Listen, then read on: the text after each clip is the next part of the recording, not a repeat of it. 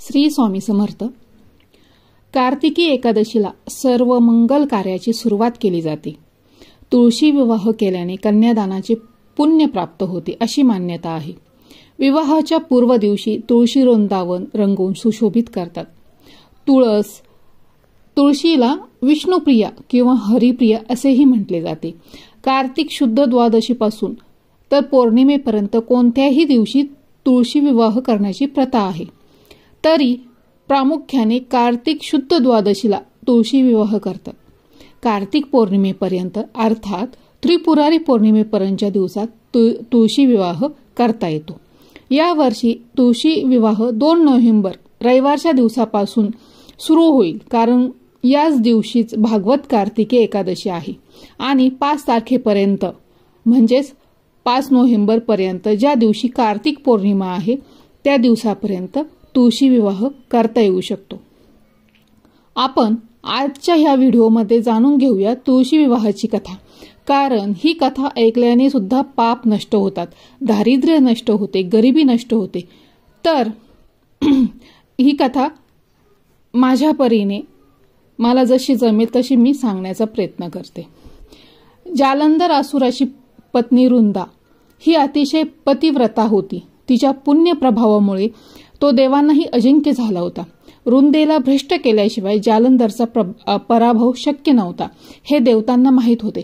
म्हणून श्री विष्णूंनी जालंधराच्या अनुपस्थितीत त्याचेच रूप धारण करून त्याच्या महाली जाऊन रुंदेचे सत्वहरण केले।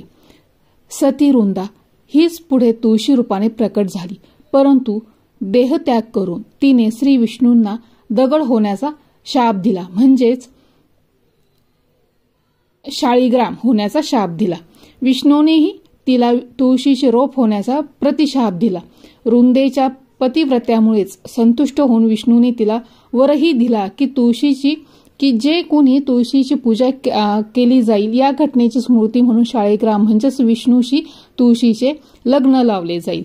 तेव्हापासून तुळशी विवाह करण्याची परंपरा प्रचलित असल्याचे सांगितले जाते। स्नानानंतर रोज तुळशीच्या रोपाला पाणी देणे आरोग्यासाठी उत्तम मानले जाते। तुळशीमुळे वातावरणातील हवा शुद्ध होते।